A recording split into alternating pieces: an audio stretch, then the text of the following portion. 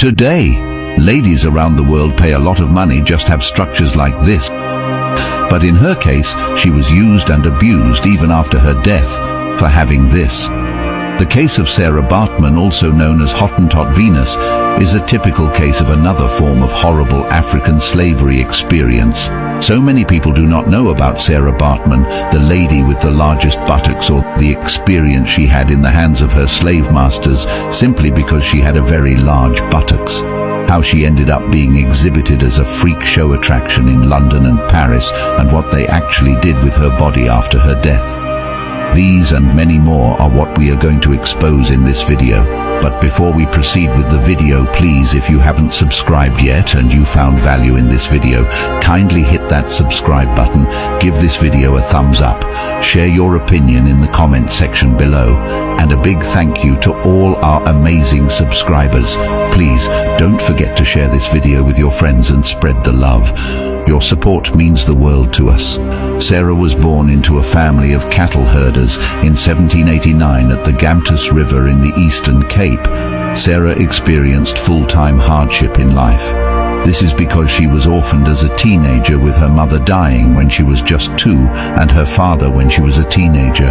Sarah's mother is a native of the oldest tribe in South Africa, known as Khoi tribe. There were 2 physical features that beautified the women of this tribe at that time. 1, lighter skin tone, and 2, well-developed hips.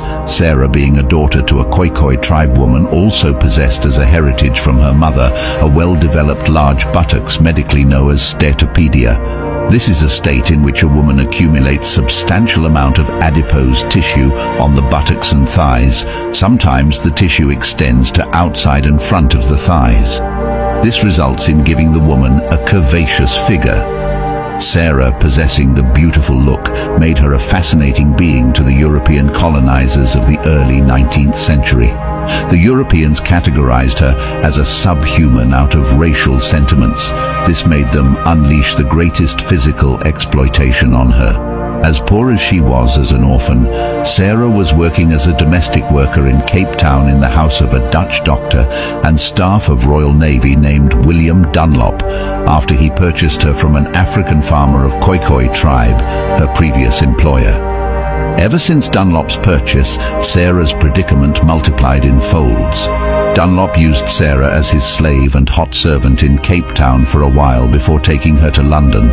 In 1810, Dunlop and his partner, a mixed-race entrepreneur named Hendrik Caesars, had to travel back to London with Sarah and convinced her to sign a contract with them to be used as a freak show attraction. They convinced her that she could make a lot of money exposing her body for entertainment. The unsuspecting Sarah, with her timidity, agreed and signed the contract written by Dr. Dunlop, not know it was more like a Greek gift.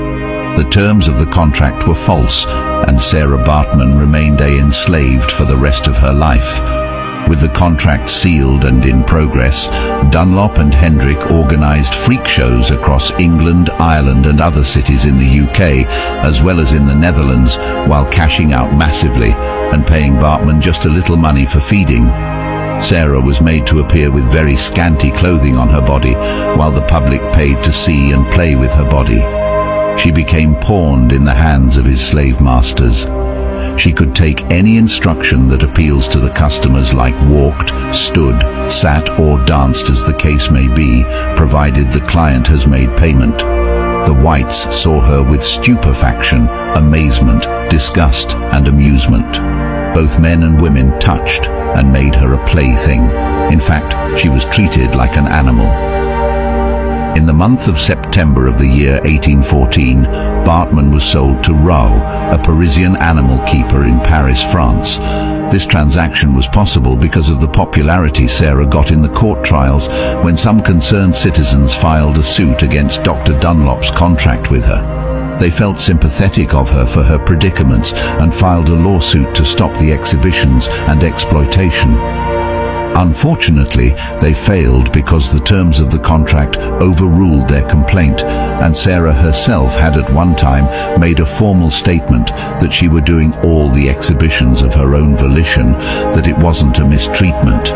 The statement was questionable and lacks integrity because people were of the opinion that she was coerced to make the statement. Secondly, her poor command of English language was a great limitation to clear communication. However, Baartman continued her performances, displaying at the popularly known Palais Royal. She was caged in a show glass with baby rhinoceros, and Rowe gave her instructions on the positions and styles he wanted her to pose. She was made to exhibit some kind of zoological behavior. This gave her some psychological shift, turning her into alcoholic person.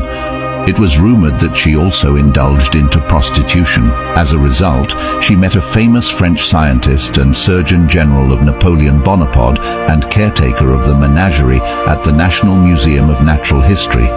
His name was Georges Cuvier. He was also popularly regarded as the founder of French naturalism and comparative founder of anatomy.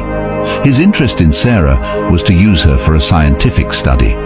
Cuvier made observations resulting in a statement about her anatomy and movements, such as something brusque and capricious about them resembling those of monkeys.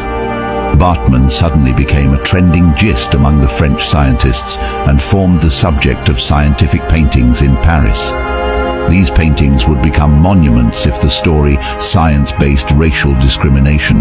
Cuvier, in his quest to confirm his theory, which states that Africans were scientifically close to animals than they are to humans, wanted inspecting the Baartman's reproductive organ to check the presence of elongated labia. However, Baartman refused him seeing her reproductive organ. These exploitation continued until when she unfortunately gave up the ghost on the 29th of December 1815 in Paris at the age of 26. She died of pneumonia, syphilis or alcoholism, and also died in poverty.